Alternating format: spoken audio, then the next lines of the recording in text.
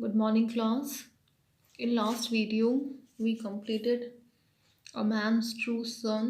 Okay, वो chapter हमने complete किया था. Now, I'm going to start lesson 10, the tribute. Tribute हम कहते हैं किसी को श्रद्धांजलि देना. So let's start the story. The story is of three brothers. Okay, where the partition of the property took place among all the three brothers. And ठीक है, how did the youngest brother, okay, Babuli, he paid tribute to his eldest brother. So we'll just study this emotional story about all these three brothers. Let's start the story, the tribute. As I reached my desk in the office, my eyes stopped over a letter. ये writer कह रहा है कि जैसे ही मैं office में अपनी desk पे पहुंचा, मेरी नज़र वहाँ रखे एक लेटर के ऊपर गिरी. It contain that familiar petite handwriting of my elder brother. उसके अंदर मेरी बड़े भाई की वही जानी पहचानी सी हैंड राइटिंग थी. After a very long time he had written to me. बहुत समय बाद उन्होंने मुझे लेटर लिखा था. I shrank within for not writing letters home all these days. और मैं बिल्कुल शर्म से सिकुड़ गया क्योंकि इतने दिनों से मैंने घर पे कोई लेटर नहीं भेजा था, नहीं लिखा. In my students days, it was almost a routine affair. जब मैं स्टूडेंट था, पढ़ाई कर रहा था, तो ये मेरा रोज का अफेयर था, रोज का काम था लेटर लिखना, रूटीन था मेरा. I used to go home to that distant village on a rickety bus. जब मैं स्टूडेंट था तब मैं घर जाया करता था, इतना दूर जो मेरा गांव है, एक टूटी फूटी सी बस के अंदर बैठ के मैं हमेशा अपने घर जाता था. Caring nothing for the strain of the journey. Journey में मुझे कितनी तकलीफ़ होगी उसके बारे में मैं बिल्कुल परवाह नहीं किया करता था. My home, my village. मेरा घर, मेरा गांव. That used to pull me away from the moribund city life. और ये मुझे ना सिटी की लाइफ से मुझे इतना अट्रैक्ट करती थी दूर. सिटी की इतनी बोरिंग लाइफ से मुझे जो अट्रैक्ट करते थे मेरा घर, मेरा गांव, इस वजह से मैं हमेशा अपने घर जाया करता रहता था. Now things have changed. अब चीज़ें बदल चुकी हैं. I too have changed a great deal at that. और मैं भी काफ़ी हद तक बदल चुका हूँ. A lot of cobwebs have settled around me. मेरी चारों तरफ बहुत सारे जाले बन चुके हैं. यहाँ पे जालों का मतलब है कि बहुत सारी अलग अलग रिस्पॉन्सिबिलिटीज़ यू कैन से मेरे ऊपर आ चुकी थी. I am swept by that invisible tide of time and business. Okay, मैं भी ये जो समय और काम धंधे के अनुसार उनके साथ आगे बढ़ गया और पीछे का मेरा मेरा घर, मेरा गांव, मेरी फैमिली, सब कुछ पीछे छूट गया. I was studying at Bhubaneswar. मैं भुवनेश्वर में पढ़ाई कर रहा था. Where I got my job and now for these 2 years I have thought of home not even once. वहीं पे मेरी नौकरी लग गई और अब इन 2 सालों में मैंने एक बार भी अपने घर के बारे में नहीं सोचा. Many a time my mother has written letters complaining about my negligence in writing to her. Even बहुत बार मेरी मदर ने मुझे लेटर्स लिखे हैं, कंप्लेन की, ओके, कि मैं उनको बिल्कुल लेटर नहीं लिखता हूँ. She has even reminded me of those pre-marriage days of mine. और तो और काफ़ी बार उन्होंने मुझे मेरी मैरिज के पहले वाले दिनों की भी याद दिलाई थी. Yet, I have never been able to break those strands of complacency which have coiled around me. लेकिन तब भी आज तक मैं ये जो मजबूरी के धागे हैं मेरे चारों तरफ, उनको मैं नहीं तोड़ा पाया. और मेरी मदर के पास, मेरी फैमिली के पास वापस गांव नहीं जा पाया। I kept quiet to prove that I am busy and preoccupied. मैं बिल्कुल चुप रहा ये साबित करने के लिए कि मैं बहुत ज़्यादा बिज़ी हूँ और मेरे पास ऑलरेडी बहुत सारे काम है। Now she doesn't complain. अब मेरी मदर मुझसे कोई शिकायत नहीं करती। Probably she understands my position. शायद उन्हें भी मेरी पोजीशन समझ में आ गई है, या वो शायद समझती है अब मेरी position. Usually my elder brother does not write to me. ज़्यादातर मेरे बड़े भाई मुझे कभी लेटर नहीं लिखते हैं। He does not need anything from me. उन्हें मुझसे कोई चीज़ की ज़रूरत नहीं है, उन्हें मुझसे कुछ नहीं चाहिए। He has never sought a token from me in lieu of his concern from me as an elder brother. बड़े भाई होने के नाते जितना कंसर्न, जितनी परवाह वो मेरी करते हैं, उसके बदले उन्होंने मुझसे कभी भी कुछ भी उम्मीद नहीं की, कभी भी कुछ भी नहीं मांगा।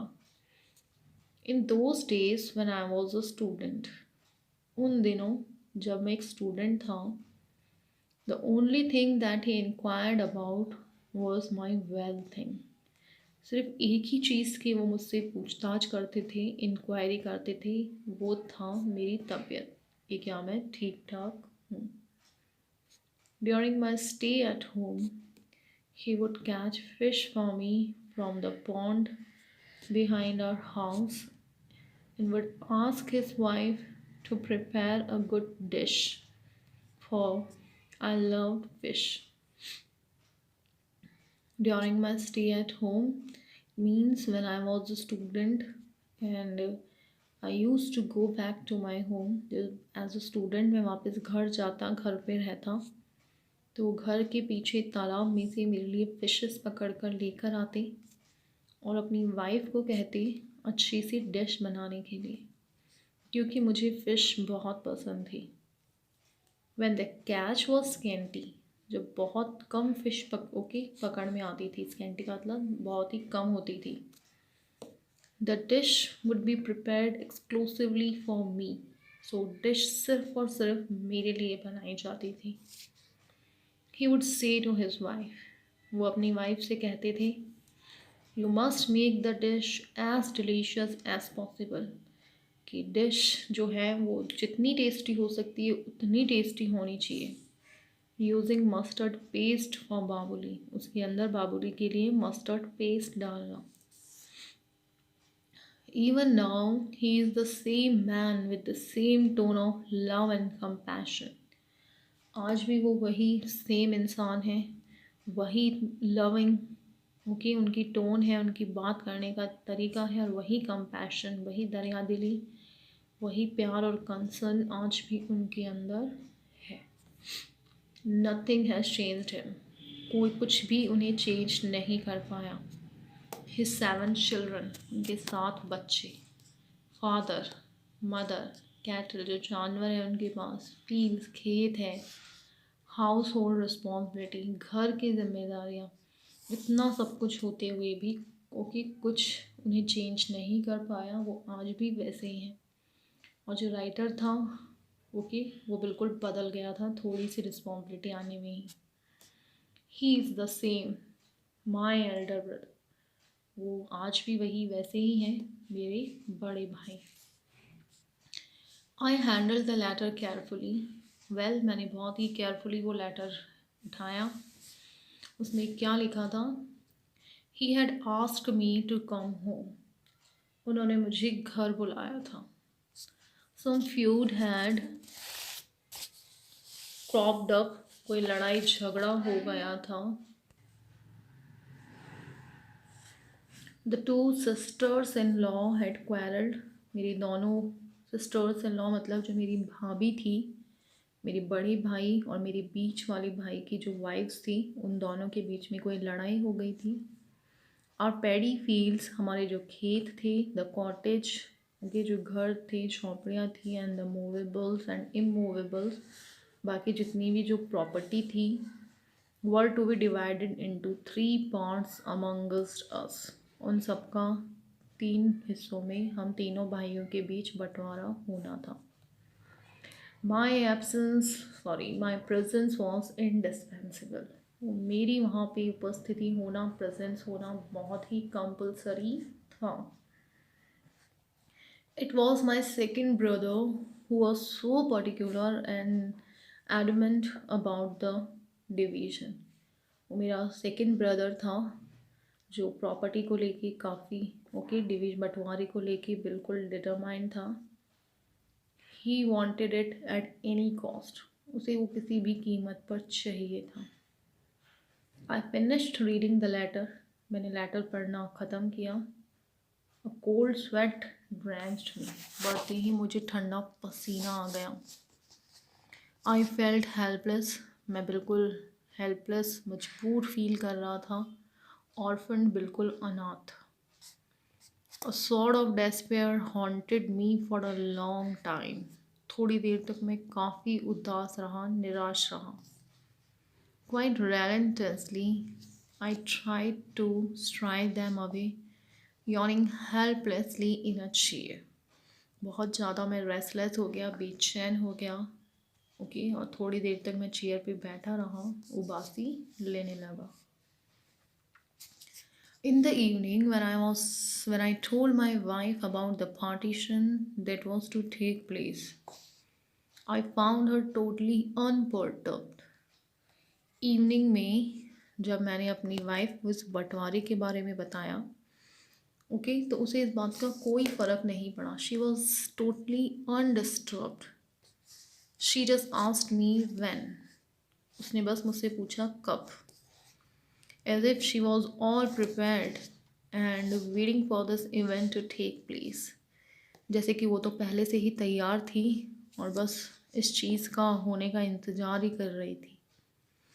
In weeks time I said, एक हफ्ते के अंदर अंदर मैंने कहा।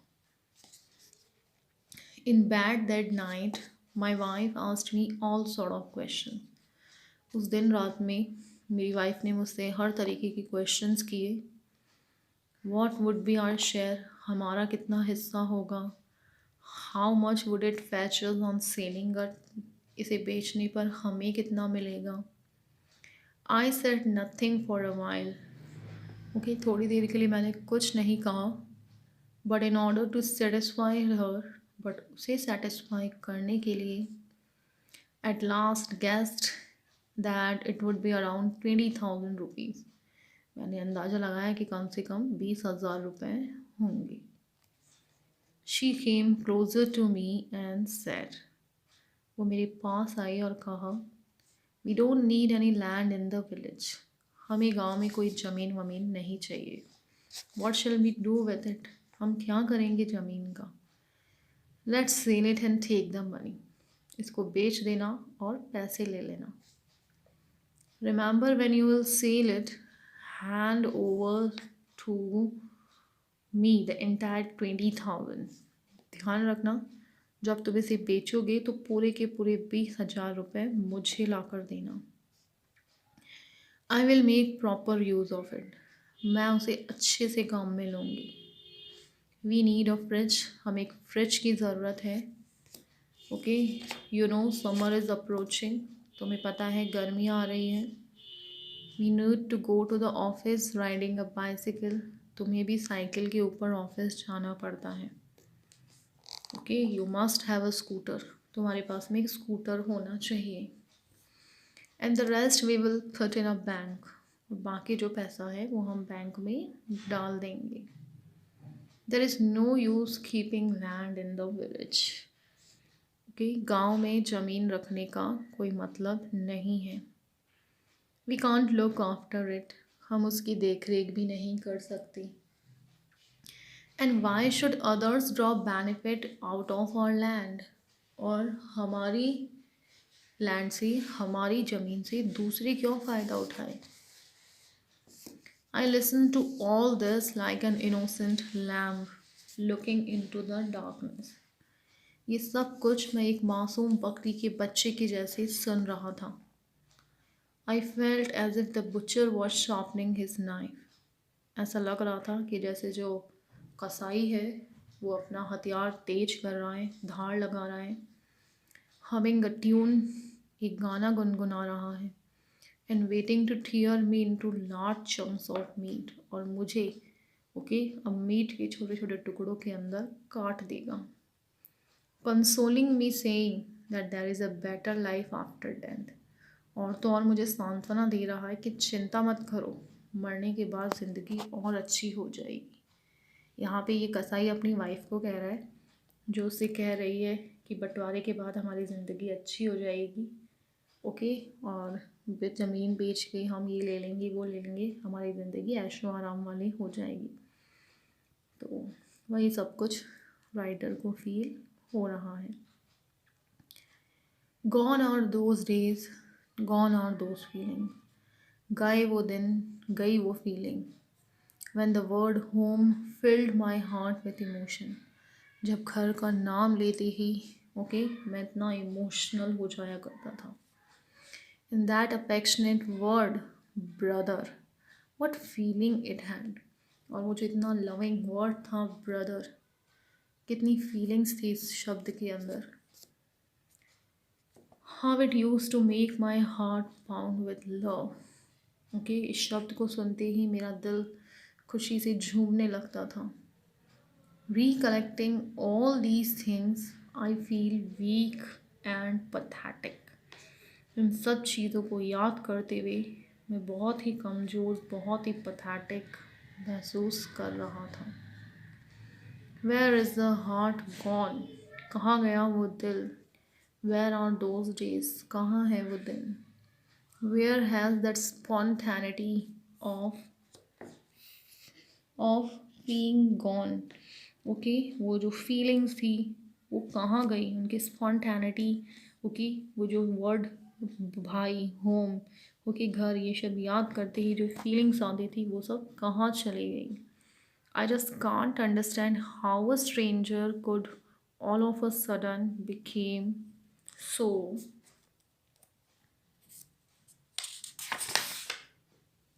इंटीमेट। क्या करें, मुझे बिल्कुल समझ में नहीं आ रहा था कि एक अजनबी अचानक से इतना क्लोज, इतना इंटीमेट कैसे बन सकता है। Only sharing a little warmth by giving a silent promise of keeping close. बस थोड़ा सा प्यार, थोड़ा सा लव शेयर करना। जब आप एक दूसरे से प्रॉमिस करते हैं कि आप हमेशा एक दूसरे के साथ रहेंगे। But I became my normal self in 20 days। 2 दिनों के अंदर अंदर मैं वापस नॉर्मल हो गया। I grew used to what had been a shock, जो एक शॉक था अब मैं उसका हैबिचुअल हो गया, मुझे आदत सी हो गई। Later on in the market place, keeping pace with my wife, inquired about the prices of the different things she intended to buy। बाद में बाज़ार में मेरी वाइफ के साथ चलते चलते जो चीज़ें वो ख़रीदना चाहती थी उनकी प्राइस की हम इंक्वायरी कर रहे थे कि वो कितने की आएगी। Buying a fridge was almost certain, fridge ख़रीदना तो बिल्कुल पक्का हो गया। सेकेंड हैंड स्कूटर, एक सेकेंड हैंड स्कूटर लेना था, और stereo set and some gold ornaments, और कुछ सोने की jewellery. I prepared a list of the prices, मैंने भी चीज़ों की कीमत की एक लिस्ट बना ली। She kept reminding me about her intentions and was showing lot of impatience. वो बार बार अपने इंटेंशंस, अपने इरादे मुझे याद दिला रही थी। बहुत ज़्यादा इम्पेशंस का मतलब बहुत ज़्यादा बेसब्र हो रही थी। It was Saturday afternoon, Saturday दिन का समय था। I left for my village, मैं गांव के लिए निकल पड़ा। द सेम बस वॉज देयर, वही सेम बस जिसमें मैं बैठ के पहले अपने गांव जाता था वही वहाँ पर थी। Inspiring in tile the old familiar feeling, और वही पुरानी यादें वो मुझे ताज़ा कर रही थी। I rush to occupy the seat just behind the driver, my favourite seat. मैं जल्दी से अपनी सीट लेने के लिए भागा, ड्राइवर के बिल्कुल पीछे वाली सीट जो मेरी फेवरेट सीट थी। In my hurry I braced my knee against the door. जल्दबाजी में दरवाजे से मेरा पैर थोड़ा सा लग गया और इंजर्ड हो गया। इट हर्ट मी, मुझे लगी। The brief case fell off, मेरा जो ब्रीफ केस था वो गिर गया। And the little packet containing the prasad of Lord Lingraj, meant for my dear mother, was scattered over the ground. जो छोटा सा पैकेट था जिसमें लॉर्ड लिंगराज का प्रसाद था, जो मैं अपनी डियर मदर के लिए लेकर जा रहा था, वो पूरा वहाँ पर फैल गया। I felt as if the entire bus was screeching aloud the question. मुझे ऐसे लग रहा था जैसे पूरी की पूरी बस मुझसे सवाल कर रही है। आफ्टर हाउ मैनी ईयर्स, कि कितने सालों बाद कि तुम गांव जा रहे हो। You haven't bothered in the least to retain the tender love you had in your heart for your home. Okay, जो प्यार तुम्हारे दिल में अपने घर के लिए है, ओके, तुमने एक बार भी वापस उसे याद करने की कोशिश नहीं की। Instead, you have sold it to the butcher to help yourself become a city babu. और तो और तुमने उस प्यार को एक कसाई को बेच दिया ताकि तुम एक सिटी के बाबू बन सको। Curses be on you, श्राप लगे तुम्हें। ये सब उसको ऐसा लग रहा था कि बस उससे क्वेश्चन पूछ रही है, क्योंकि वो इतने सालों बाद उसी बस में बैठकर अपने गांव जा रहा था। I boarded the bus, मैंने बस ली। कलेक्टिंग द ब्रीफ केस को वापस सामान कलेक्ट किया and the content of the soiled packet, wearing a shameless smile for the cleaner and the conductor of the bus. बस का जो क्लीनर था, कंडक्टर था, उसको बड़ी शेमलेस से स्माइल मैंने दी। It was 5 in the evening when I got down, शाम के 5 बजे थे जब मैं उतरा बस से। I had written beforehand, मैंने पहले ही लेटर लिख दिया था गाँव। My elder brother was there to meet me at the bus stop, वहाँ पे बस स्टॉप में मेरे बड़े भाई पहले ही मुझसे मिलने के लिए पहुँच चुके थे। He appeared a little tired and worn out, वो बहुत थके हुए से लग रहे थे। Give that briefcase to me, अटेची मुझे दे दो। That must be heavy, heavy होगी। He almost snatched it away from me, इससे पहले कि मैं कुछ कहता उन्होंने वो अटैची मुझसे छीन ली। I forgot even to touch his feet, और तो और मैं उनके पैर छूना तक भूल गया। This had never happened earlier, ऐसा पहले कभी भी नहीं हुआ। He was walking in front of me, वो मेरे आगे आगे चल रहे थे। We were walking on the village road, dusty and ever the same. हम उस गांव के रोड पर बढ़ रहे थे, वही धूल भरा हमेशा के जैसा road. I was usually crossing the street alone to go to a teacher in the evening for tuition. Generally ये गली, ये रास्ता मैं कब पार करता था, जब मैं शाम को अपने ट्यूशन टीचर के पास जाया करता था। It was generally late and dark, उस वक्त ज़्यादातर अंधेरा हो जाया करता था। When I returned from my studies, जब मैं पढ़ाई करके वापस आता था। Unfailingly, my elder brother would be there to escort me back home. बिल्कुल कभी भी, अनफीलिंगली का मतलब एक भी दिन बिना मिस किए मेरी एल्डर ब्रदर वहाँ पे होते थे मुझे वापस घर ले जाने के लिए। Lest I should be frightened, कि कहीं मैं अंधेरे से डर न जाऊँ। He would carry the lantern, वो अपने साथ एक लालटेन लेके आते थे। My bag of books and notes, सब कुछ उनके पास होता था। I had to follow him to do so, okay, मैं बस उनके पीछे पीछे चलता था।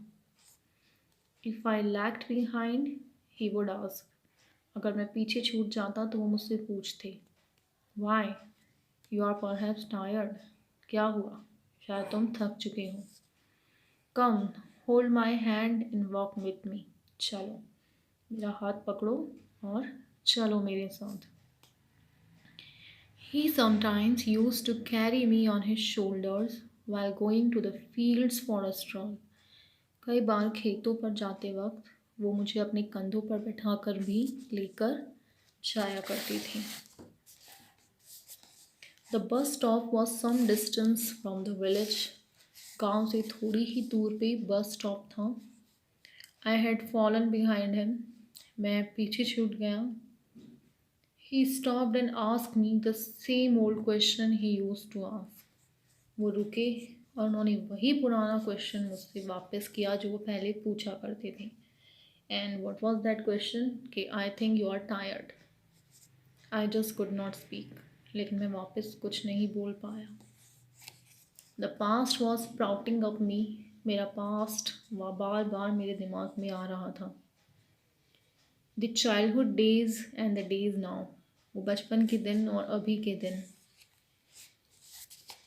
Time has कॉगुलेटेड for me, time मेरे लिए बिल्कुल वापस आ चुका था। आई हैव चेंज्ड, मैं पूरी तरीके से बदल चुका था। But my elder brother, but मेरे बड़े भाई नहीं, वो सेम थे। Time could not bring him any change, समय उनके ऊपर कोई चेंज नहीं ला पाया। इतनी सारी रिस्पॉन्सिबिलिटीज़ होने के बावजूद भी ओके समय के साथ वो नहीं चेंज हुई, वो आज भी वैसे ही थे, loving and caring. As in those days he was still walking in front of me, उन दिनों के जैसे आज भी वो मेरे आगे आगे चल रहे थे, कैरिंग माई बैग। उन दिनों उनके पास मेरा स्कूल बैग होता था and today he is carrying my suit case, my brief case. आज उनके पास मेरी अटैची थी। आई फेल्ट सो स्मॉल, मैं उनके सामने अपने आप को बहुत ही छोटा महसूस कर रहा था। Hesitatingly, I said, brother, give me that briefcase. Let me carry it for a while. बड़े हिचकिचाते हुए मैंने कहा, भैया मुझे ये सूटकेस दे दो, थोड़ी देर मैं ले चलता हूँ। Don't you worry, he said. उन्होंने मत कहा, तुम चिंता मत करो। It is heavy and you are tired. ये भारी है और तुम थके हुए हो। Let us quicken our steps. थोड़ा जल्दी चलो। You must be feeling hungry. तुम्हें भूख लगी होगी। It is time for the evening meal. शाम के खाने का समय हो चुका है। And I followed him in silence. और मैं चुपचाप उन्हें फॉलो करने लगा। We reached home. हम घर आए। It was already dark. पहले ही अंधेरा हो चुका था। The time for the lighting of wicks before the sacred tulsi plant. Okay, पवित्र तुलसी के पौधे के आगे ओके बत्ती करने का समय हो चुका था। Unlike those days, none of my nephews rushed towards me, howling, "Here is uncle." उन दिनों के जैसे कोई भी मेरे ओके भतीजे भतीजी कोई भी भागते हुए चिल्लाते हुए मेरे पास नहीं आए कि देखो अंकल आ गए। My sister-in-law didn't run from the kitchen to receive me. नहीं, मेरी भाभी भागते हुए किचन से मुझे रिसीव करने के लिए आई। It's all quiet and calm. घर में बिल्कुल शांति थी। Only my mother came and stood near me. बस मेरी माँ आई और आके मेरे पास खड़ी हो गई। The second brother and his wife were nowhere to be seen. Second मेरा बीच वाला भाई और उसकी वाइफ कहीं नहीं दिख रहे थे। In the entire house there was an air of unusualness, पूरे घर में कुछ अजीब सा लग रहा था। Rather the stillness of the graveyard, एक कब्रिस्तान की जैसी शांति वहाँ पसरी हुई थी।